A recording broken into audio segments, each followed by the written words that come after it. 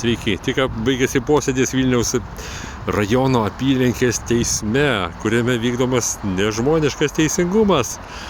Tai esmė tokia, kad aš esu padavęs ieškinį prieš šitą visai mafijai, tarkim, prašydamas pripažinti, atlyginti žalą už tai, kad 15 metų mane šitą bandytų gauja persekiojo už teisėtą veiklą, taiko tiesiogiai cenzūrą. Ir istorija tokia, kad teismas patenkino tokio piliečio Seimo saugumo komiteto pirmininko Sadecko prašymą uždrausti įsieti su Mažeikių nafta ir jos privatizavimo Gedimino Kėsaus nužudymu. Teismas patenkino, įvedė cenzūrą, uždraudė ir už kiekvieną straipsnį, kuris atitinka tikrovę, aš buvau baudžiamas pagal BPK. Po 15 metų prašau priteisti žalą už tai, kad teismas privalo laikytis įstatymų ir konstitucijos, ar ne? Ir dabar tokia Savkinienė nagrinėja bylą, anekdotas tiesiog, ar ne?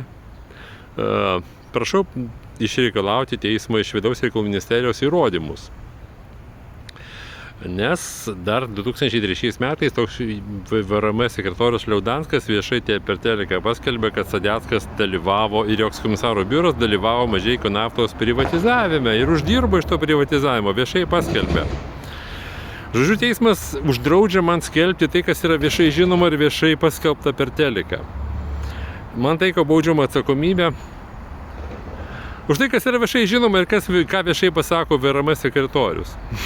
Jo, tai prašau išreikalauti iš VRM visą šitą, nes po to ten Liaudansko atveju, nes čia Sadeckas labai pasipiktino, buvo pradėtas tarnybinis patikinimas, kuris baigėsi nieko.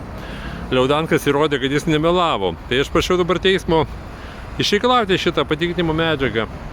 Ką jūs galvojate? Ir kai Savkinienė sako, o kaip tai susiję su šita byla? Niekaip nesusiję. Tai, kad aš esu nuteistas už tai, kad rašiau straipsnius apie Sadecko dalyvavimą Mažeikių naftos privatizavime ir fakto, kad VRM oficialiai paskelbė, kad tas dalyvavimas yra viešai žinomas, tarp šitų dviejų dalykų jokio ryšio nėra, bent jau teisėjas Savkinienė neįžvelgia. Jo, tai anekdotas, žodžiu, tarkim, ar ne, aš sakau, taigi jūsų darbas yra teisingumą vykdyti, tiesą nustatyti, tarkim, ar ne. 15 metų esu dusinamas už tai, kad paskelbiau tai, kas yra viešai paskelbta ir žinoma. Prašau išreikalauti tos įrodymus, nes tik teismo prerogatyva jie gali išreikalauti iš VRM šitos įrodymus. Ir aišku, viskas atmesta, nes tai niekaip nesusiję. Tai va, taip vykdomas teisingumas Lietuvoje.